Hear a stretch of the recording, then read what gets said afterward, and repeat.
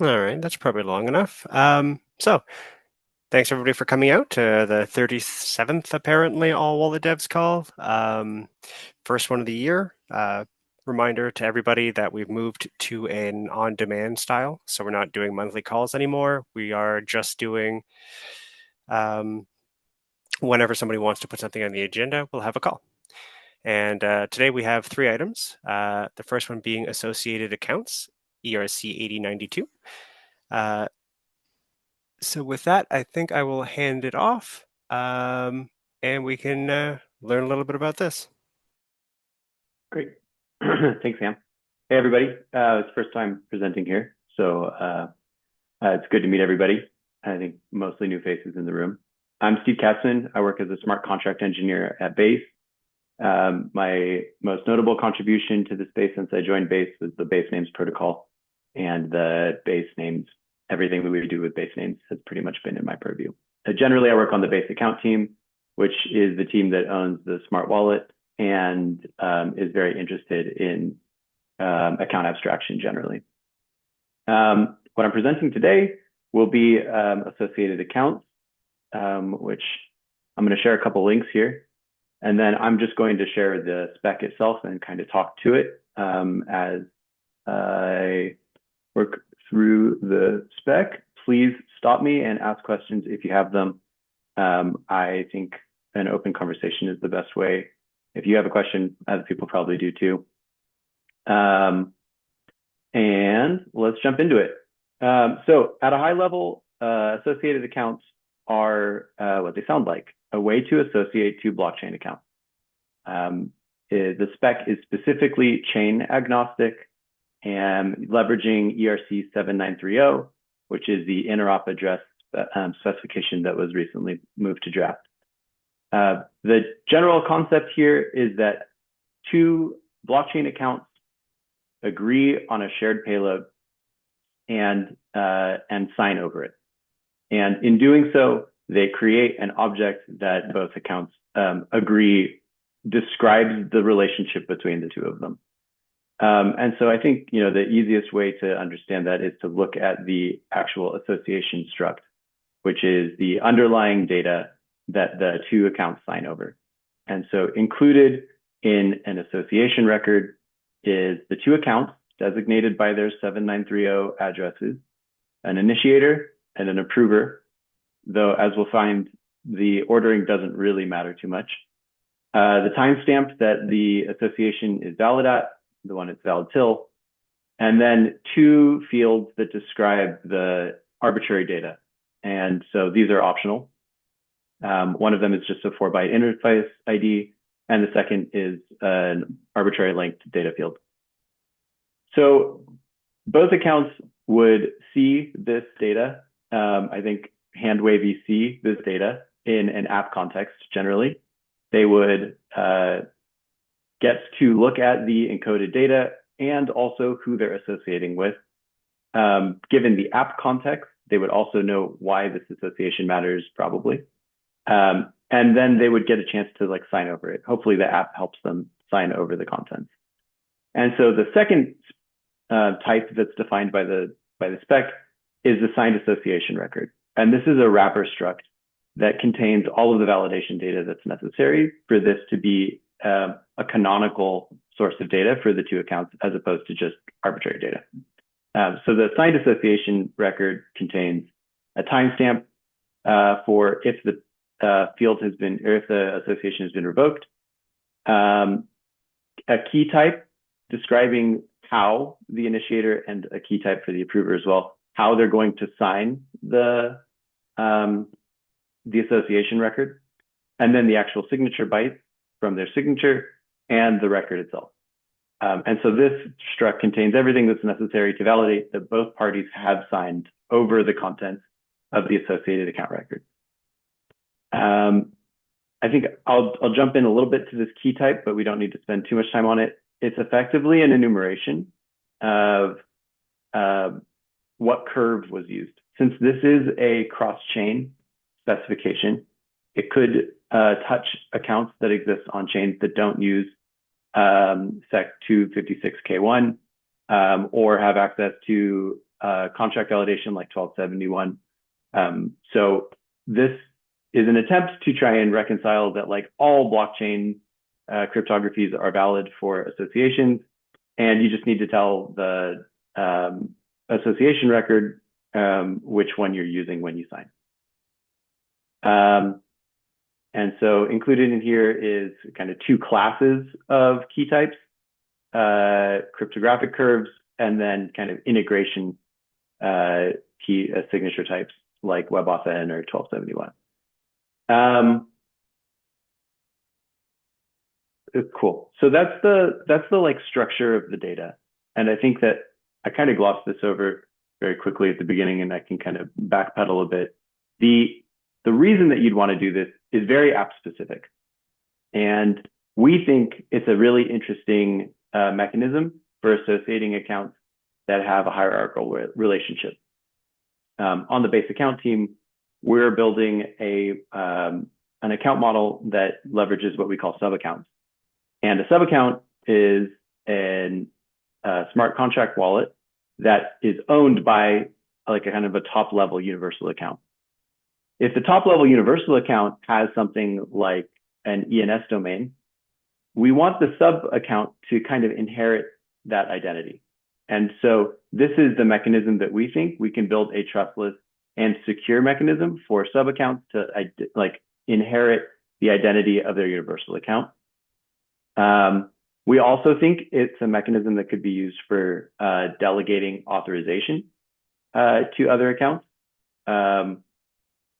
Depending on like the protocol context, or if you wanted to say collate all of your assets on a dashboard, you could do so by associating all your accounts, and then the dashboard could see all the accounts that are associated with your account. So storage is maybe the last most interesting piece of the spec. Because of the size of the data and the types of validations that could be required for validating an association, we think that both on-chain and off-chain storage is applicable. If you do decide to store associations on-chain, we're specifying some events about creation and revocation that must be complied with. And if you're storing stuff off-chain, we're much less prescriptive, although we do try and control the off-chain storage to say that access to the data must be made available to expected consumers. I'd say the validation flow is relatively self-explanatory. Check all the timestamps to be valid.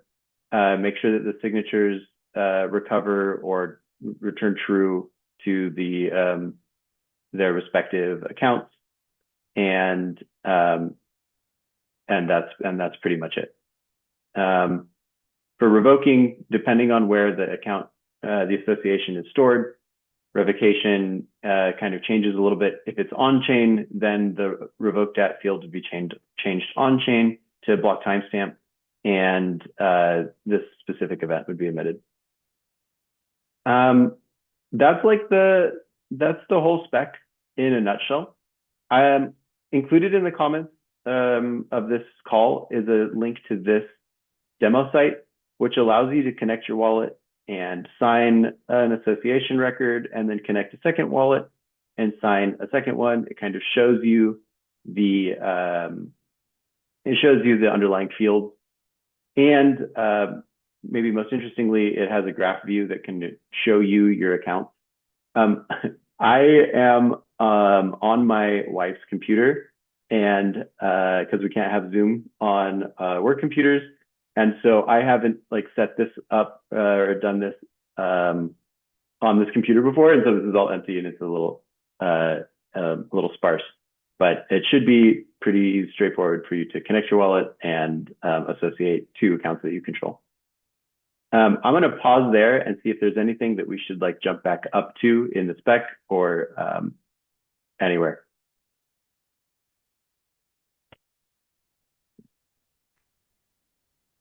Sorry, I do have a question. I can't figure out how to raise hands. Like that's a Zoom feature. But thanks so much. I'm Hester. I work with Ethereum Foundation.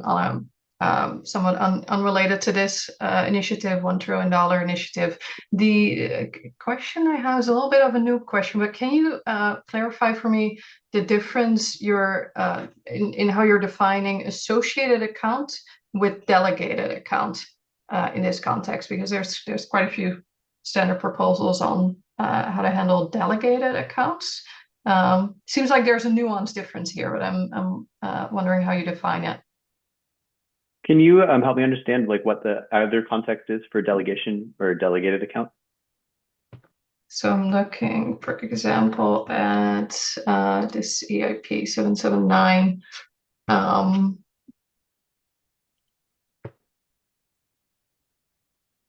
Yeah, redelegation between wallets, which like to me rings similar to associating two accounts. So associating seems to be kind of a container in this case of different ways you might associate, including delegation.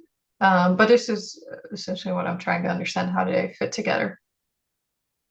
I see. I am 7779. Let me take a look at that real quick to refresh my memory.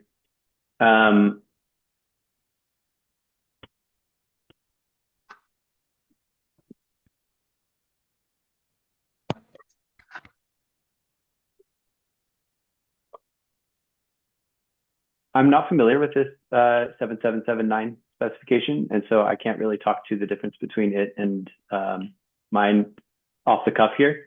I'd be happy to take a deeper look and provide comments in the Ethereum Magicians forum or the Telegram chat. At a high level, it sounds like it's a way, it looks like 7779 is attempting to delegate EOAs kind of as an extension to 7702. Again, I'm like reading the abstract and responding for the first time, so I could be I could be off the mark here. This spec is meant to be significantly more broad in that it encapsulates all a blockchain accounts, not just EOAs. So it applies to smart contract wallets, EOAs, and wallets that exist on other chains that are not EVM, like Solana or Bitcoin. And yeah, so I think I that can like see the the fundamentally cross-chain that's fairly standard different. benefit. Yeah. Okay, Yeah, understood. Thank you. cool. In looking for your link, I saw that there were some questions in the comments that I didn't see while I was talking.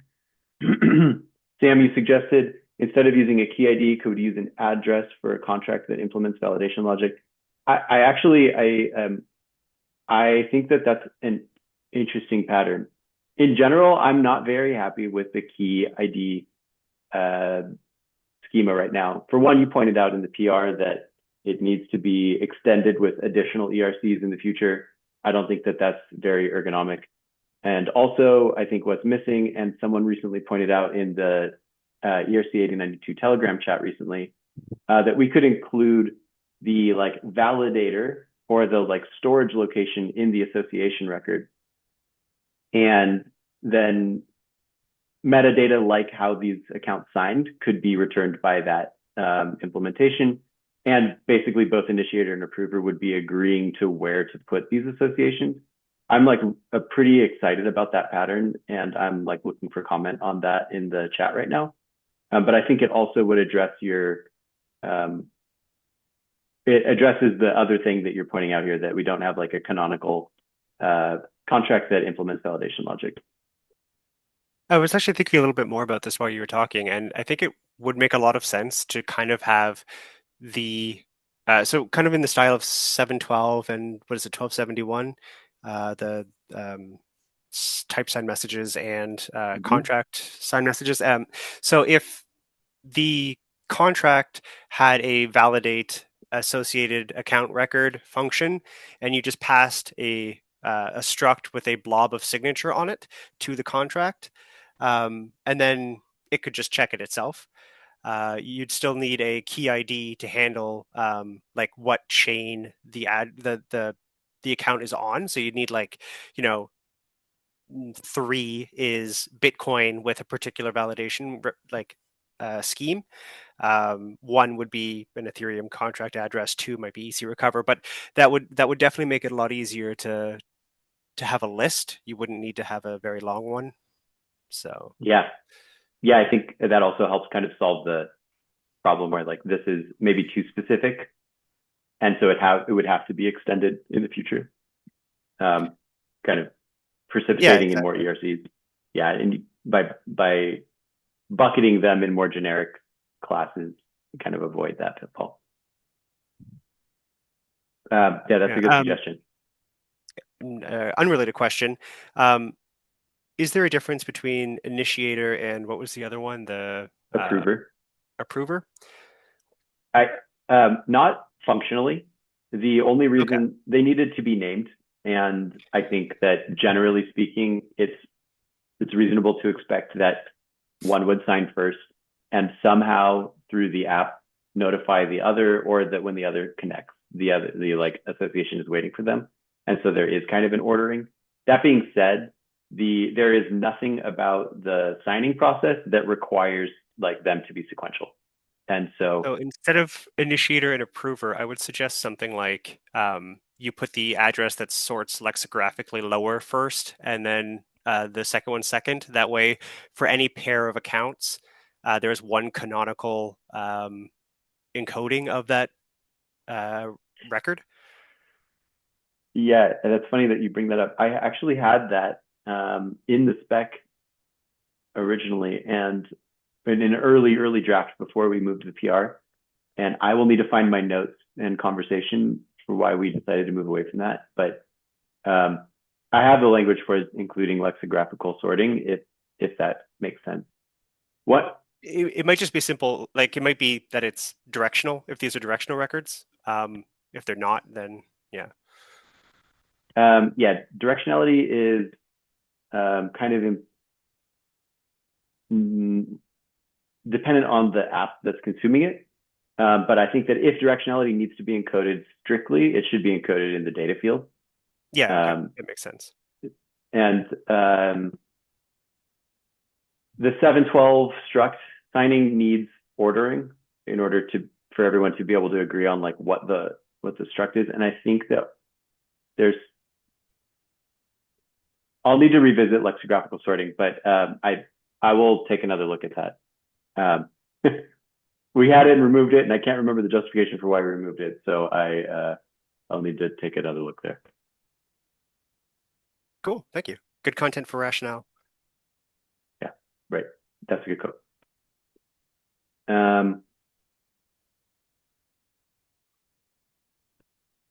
Victor, thanks. Good call out. You're saying that there's a typo maybe on Validat. I would not be surprised if there I was.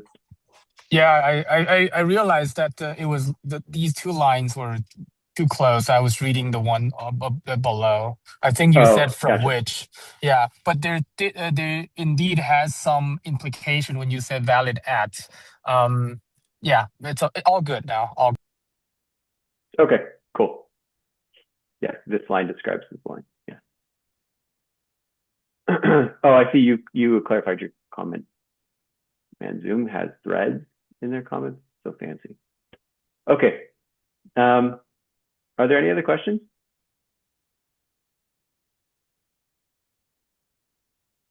How do you envision the cross-chain situation? Yeah, I think that off-chain storage is almost a requirement at that point, especially once you start looking at some of the more the less EVM friendly curve types like Edwards, where doing on-chain validation of those signatures becomes really gas expensive. But with off-chain storage, I think the mechanism is some app can collect signatures from the EVM account and then maybe the Solana account and store them off chain. And but the association would be like available to that app and consumers of that app's database.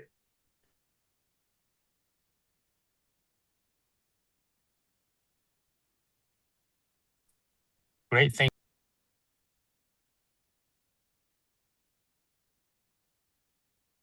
Just skimming it now, so maybe it's addressed.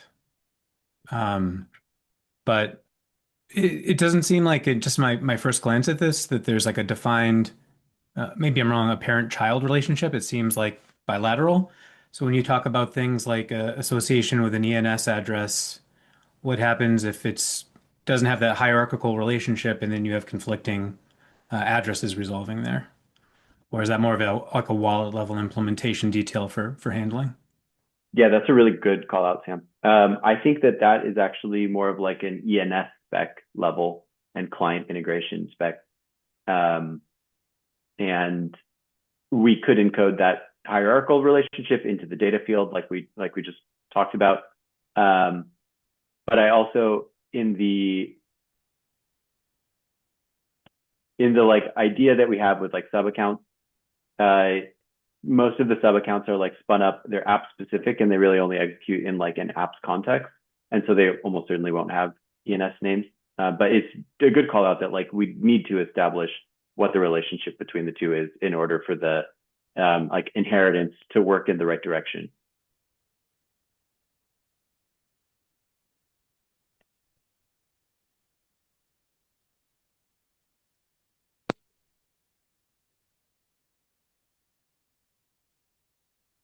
Awesome. That Okay, sounds like everything. right. Well, thank you guys so much for your time and for paying attention to the great questions and suggestions. Thanks for the presentation. We appreciate it. With that, I'm going to hand it off to Victor, who has two topics to discuss. Yeah, thanks. I hope that I can present, but I'm not sure how reliable it is because I'm on my way. And so let me see if I can actually load it. If not, would it be possible for Sam to present this EIP so that I can just like talk through it? Absolutely. Yeah, Here. Sam, I realize my connection is not good enough. It doesn't load on my side. I'm surprised my camera can still load. How's that? That's great. So hi, all wallet dev working group. Appreciate the time. Recently, I authored this new ERCs. Basically, said if you have multiple consecutive digits, you can find a way to compress format it. The use case would be, for example, OpenSea contracts and Uniswap contracts um, and other contracts. They started to use general multiple zeros, leading zeros. The benefit of mining these long zeros is to reduce chance of the user being spoofed. Right? We recently have started to see many attempts at where when users trying to interact with one legitimate contract, the spammers, phishers will try to send them transactions or simulate transactions from illegit contracts, and then the user would be um, will be will be misled to use these contract instead. So to prevent that, if ENS, OpenSea, Uniswap, and many contract developers started to mine zeros or mine specific meaning digits so that it reduces the chance for spoofers to do that. One way to make it easier from a user experience is actually trying to present it in a way that user can understand. So can you scroll down to the spec? Yeah, for example, when there's a lot of zeros, it's very hard for user to count. It's also very hard for a wallet to display because your wallet will resort to just display multiple zeros, right? But having 18 zeros or having 14 zeros is quite a difference. So a way of it is to display it with a zero with like small digits on top. If UTF is special characters allowed, or if it's ASIC ASCII only, then you can use brackets in this case, making it much easier for user to understand this has multiple repeated digits.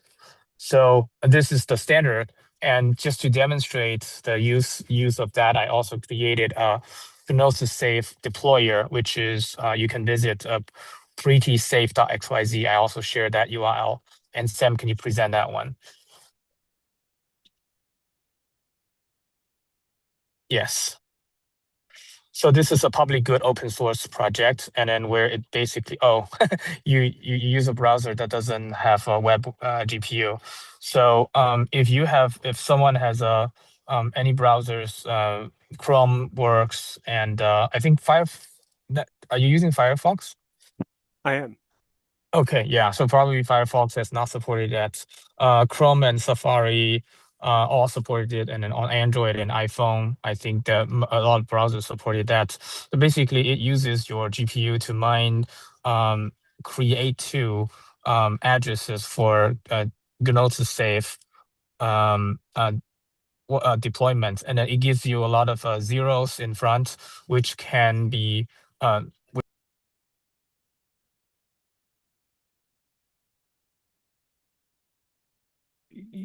I hit think you mute. muted yourself.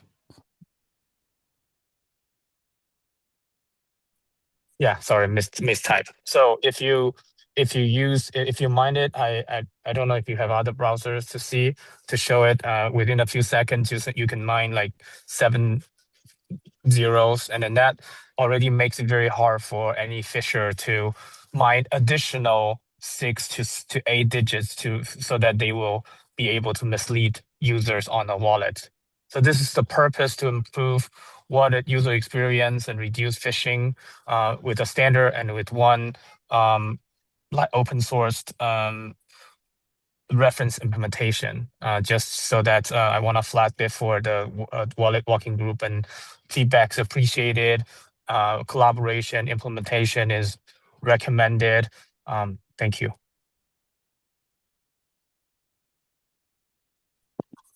Cool. Thanks for demoing this. It's pretty cool.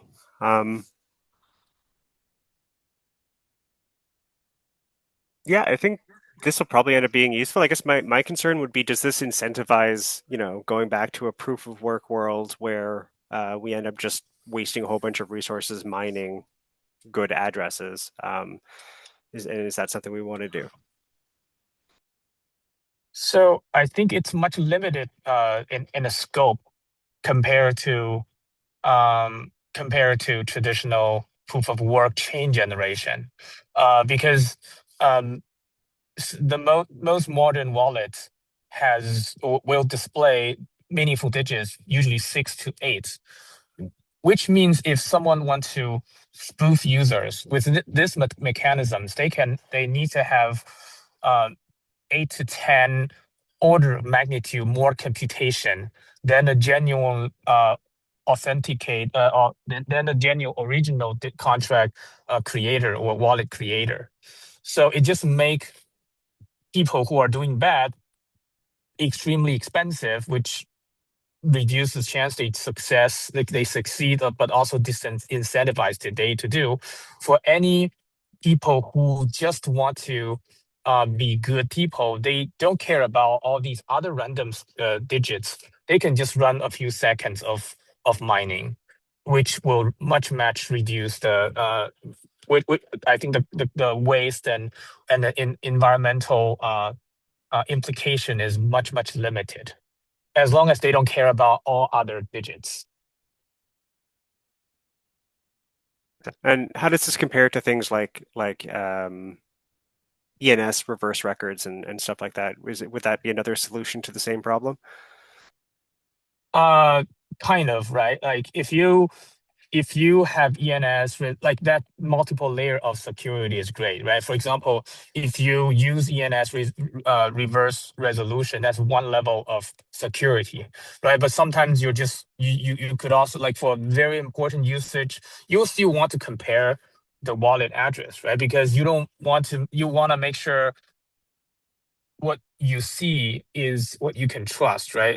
If someone hijacked, there's other attack surfaces, like if someone hijacked your your DNS, right? If someone who hijacked the trust chains of DNS or the trust chain of the whoever you make query to get the resolution, this gives you another layer of security. Okay, that makes sense. Cool. Does anybody else have any questions?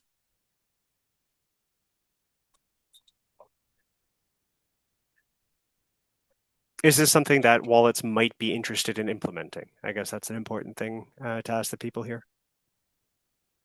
I can show, I might be able to demonstrate from my phone because you can actually mine, and then you will see what it will look like as when people display these wallets. Is that okay? Can I try to present from Oh, my yeah, phone? of I course. think now it loads. Yeah. Okay. So let me present from my phone. Start broadcasting. Can you see my screen? Yep. Yeah. Okay. So this is when you use an iPhone and then it has a web GPU ready, and then you just click mine. If you didn't connect your wallet or if you didn't paste any owner address, it will let you mine with like demo address. Demo address. Just it doesn't let you deploy it. But then as it scroll down, it will start to mine, and then within a few seconds, you can get easily 6 zeros. And then what it does is it display in this way, which make it much easier for user to tell that if someone want to do this, they have to do 8 to 10 order of magnitude more expensive thing just to spoof you, so that it shows up with similar ending digit, four Oh, I digits, see. similar. Yeah, this is the way just to tell like this make extremely hard to fish people now with these wallet address. And if you already have 7 digits, or if you for a serious project like Uniswap or OpenSea, if they already have like 10 or 11 digits, like you can pretty much trust all the rest 4 digits if they matches, they are the legitimate project. So I would recommend wallet teams to consider this proposal, and I will also look forward to your feedback.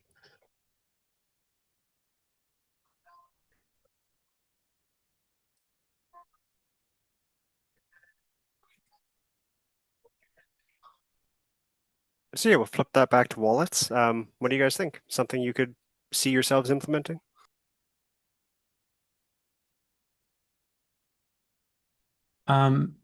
Just speaking from the perception of like a hardware wallet, it seems like it can make user verification easier to prevent address poisoning attacks. I have to think through it more. I mean, in general, people don't read through this anyways, and it's certainly a lot better than having the truncated addresses with the ellipses in the middle, because the best address poisoning attacks basically match beginning and end anyways. I guess one thing that comes to mind, you mentioned like increasing the cost of address poisoning attacks 7 to 8x. Is there anything on like the incentive modeling pertaining to cost? Like it's hard for me to judge, what would adequately be a deterrent or just a little extra friction. And I know that's a really nebulous thing, but overall, the idea sounds good. The more we can diminish the signing complexity and make it easier for users to verify these things visually, seems positive. But I am curious maybe a little bit more about the detail on the incentive side. Yeah, thank you. Great feedback.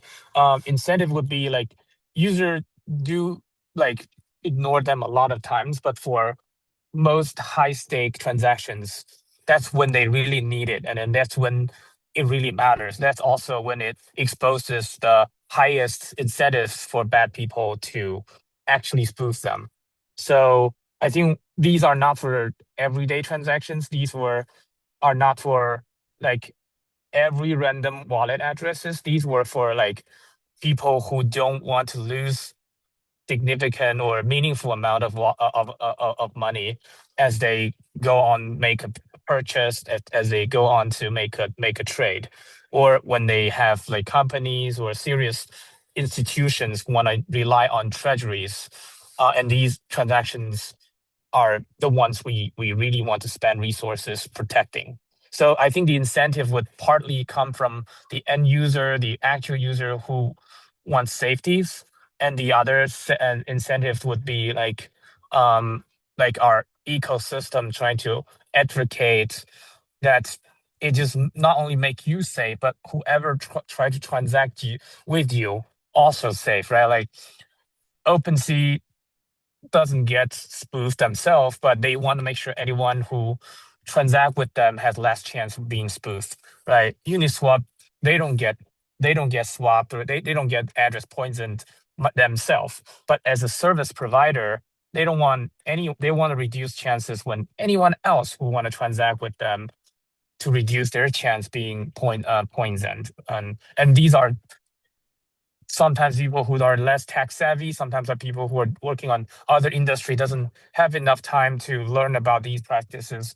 We just want to have some intuitive way to show things that make less chance to one additional layer to reduce the phishing. One And follow-up question. as you can see, as we were talk just on my phone, we already generating a leading zeros with a very low power regular phone, right? And then, but it just makes it extremely hard for attackers to generate one additional 7 digits or 6 digits. Just sort of an implementation question for wallets too. So Mm-hmm. if you have to go through this process to generate the condensed address using your Mm-hmm. GPU, what about verification? Like, so for example, if a user has MetaMask and to avoid address poisoning attacks, they use account labels and they would expect an account label to match, would a software wallet be able to say, without having to go through that process of generating the truncated version itself, but do a cryptographic verification that like, hey, this matches the address that's already in the address book, but this is the truncated version? Just so like how is that maybe verified at that level? Or maybe that's an open thing. Oh, yeah, let me just clarify. Mining these addresses were like only one of the implementations, and then it was not the standard itself is about display how to display these addresses. It's not about how you get those addresses. Just to clarify that. And then once it's mined or once it's generated, it would be used. So I think it's up for the wallet creator or contract creators to decide how they will get those addresses, right? And then when it comes to verification, machine verification is easier, as you mentioned. If you already have in your address book, you want to make sure your address has never been your address book has never been tampered with, and then you can compare it, right? And then if you already have ENS set up, and then you want to make sure that your ENS is the data storage is safe, like you didn't get the attack surface would be like your wallet have not been compromised to sign transactions that change these pointers. And also your DNS record has not your DNS server has not been compromised to give you the wrong answer on verification. But in this particular A117, it's all about displaying. You can think of it as a different kind of ERC-55 checksum display. It's about displaying it for easy human reading.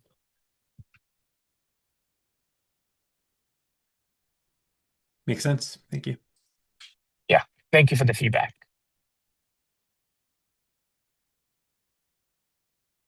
Yeah, back to Sam. Cool. If we don't have any other questions on this one, I will hand it off to Chris, who has a proposal to talk about. I think it was Chris. Yeah. I assume I'm the only Chris on the call, so I just wanted to double check there. Yeah, I work at Base mainly on account abstraction. Work with Steve as well. So yeah, I just wanted to share a new EIP proposal for new account abstraction proposal. I'll share this GitHub here, and I'll share my screen to just kind of talk through. It's still early, something we're kind of exploring, but early feedback is good. So yeah, basically at a high level, what this proposal is basically trying to remove the uh, kind of uglier parts of native account abstraction based off of 437. So that's 7560 and 7701. 7560 is the our roll up standard that's equivalent to 7701. And it's basically just native 437 if you're not that familiar with it. And yeah, please interrupt me anytime if anything you need more, have questions or whatever. But yeah, so this proposal tries to get rid of that and basically just has some on-chain account configurations that the wallet can control to basically rotate keys, add keys for validation, and it adds a new transaction type to enable those configurations to actually be used. To go through motivation for this, we're really looking at trying to optimize base in terms of scaling. And that comes down to like both operating safe mempools, denial of service prevention, and then also like the kind of the kind of reputation systems of like 7562, which is layered on top of 437 like protocols in order to have denial of service prevention. Trying to get rid of all that and like basically make a account abstraction system that's highly optimizable, and having these kind of static state checks where the node basically, for a standard transaction, obviously just checks like, does the sender, is this signature valid? Is the nonce valid? Does the sender have a balance? And like, that's a valid transaction. This tries to replicate that simplicity by basically just saying like, I'll scroll down to like this new transaction type shape that might help a bit. And I'll share this, of course, in Discord for a little closer inspection from anyone. But basically, yeah, we're trying to get it so the chain can basically just look, does the payer have a balance? Is the payer signature valid?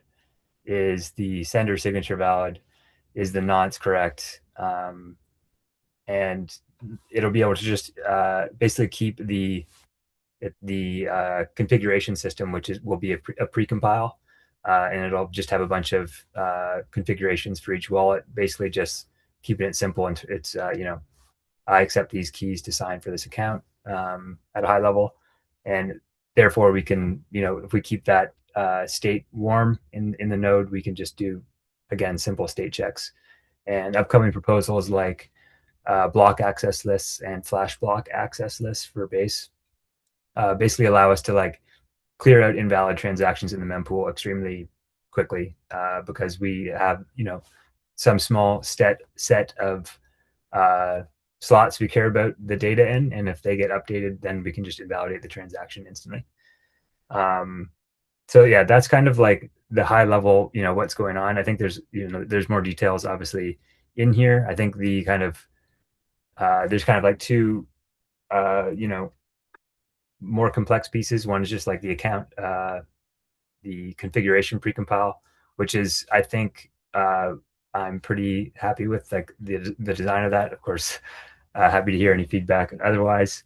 And the other piece is like how to do native token payments, which starts to introduce more complexity. So like outright sponsorship for transactions is relatively straightforward. Like, we could just have another account sign for a transaction and debit its ETH balance for that transaction. There's a world where users just want to have a stable coin, like that's their wallet, and they don't want to have to think about ETH. So we need to kind of enable some way for them to transact. But of course, ETH has to be, is the end token that needs to be used to pay for gas. So the mechanism here, at least on base, and of course, Ethereum L1 and other chains, there's no, like, although there's ERC20, there's no standardized like implementation under the hood. So there's like balance slots are like in different places and whatnot. And coming back to the principle of like, we want this to be highly optimizable. Basically, we need to know, what slots are balanced, because we want to do a native token transfer for gas payment. Again, a payer would pay some balance but receive some ERC20. Then we need to have an additional like token configuration system where there's kind of two options here. It's either like tokens conform to a new ERC 20 implementation standard, and then we'd have to migrate to, which sounds kind of too ugly or too painful, not too ugly. That it would be ideal, but the configuration system actually just allows kind of any token to just say, hey, these are the slots that would make this work. I'll just kind of scroll down. I don't know where exactly that definition is, just scrolling around. But yeah, that's it at a high level. Like, please read through when you have some time, and we can chat in the Discord. But yeah, any early kind of thinkings or questions?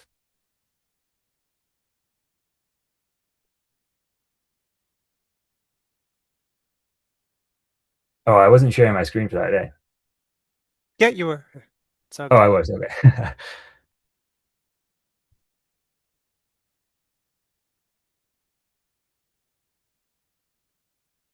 Token configuration.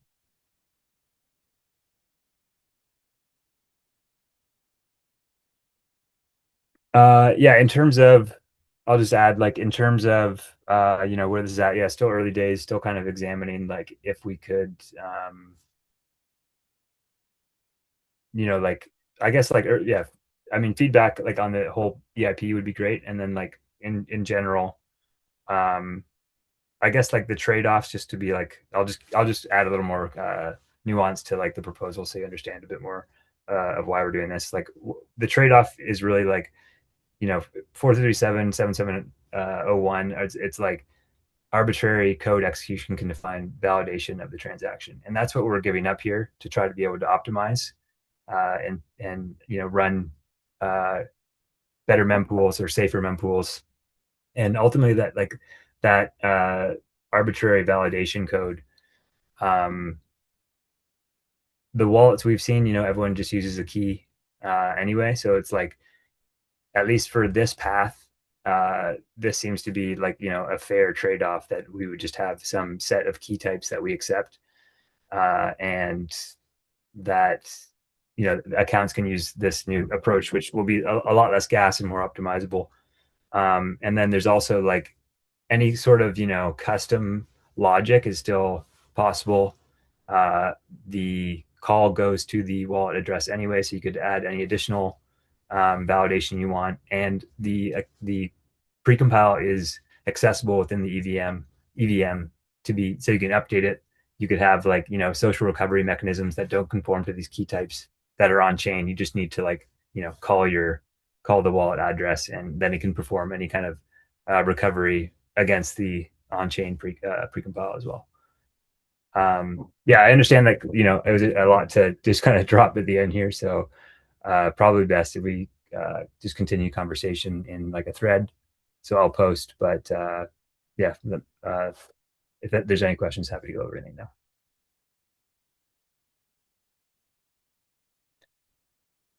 Yeah, I see a question. Oh yeah, hi Chris. I think this is a very interesting proposal. I love the directions.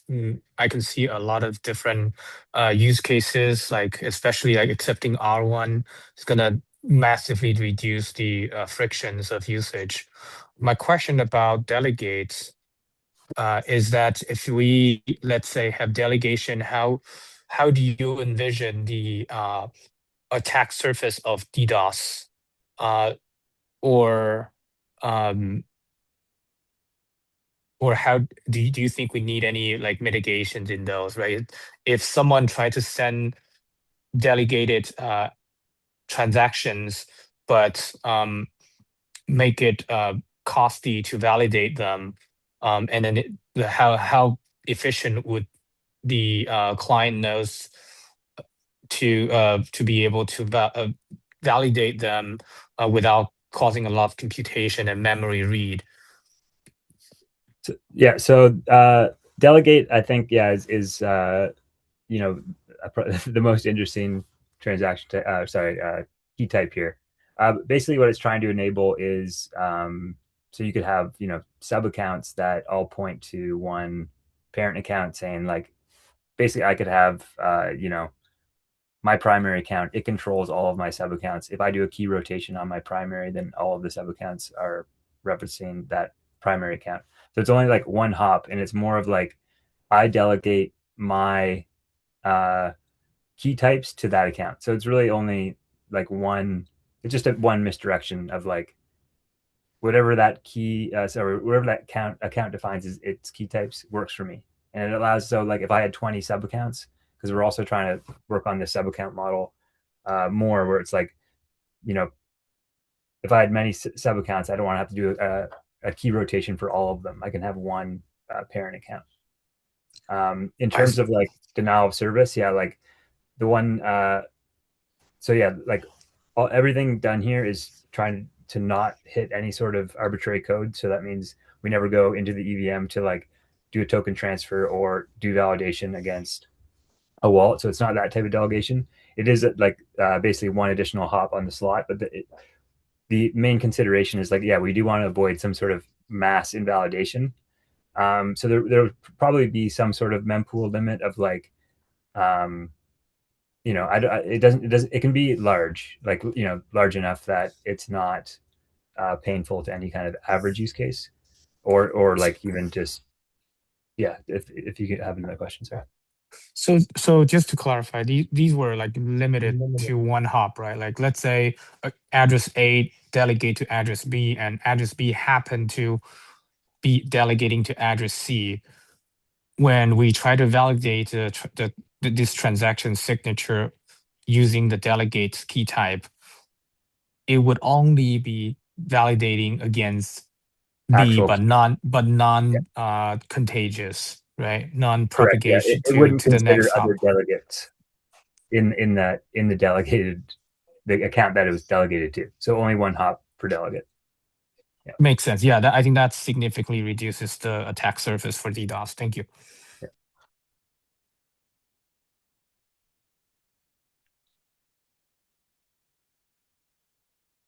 Great, thanks for sharing. I think we have 3 minutes left, so let's call it here. Final reminder, we're on demand. If you want to have a meeting, let me know and we'll make an agenda. Thanks again for everybody for sharing your work, and talk to you all on the Discord server. Take care. Thanks all. Thank you.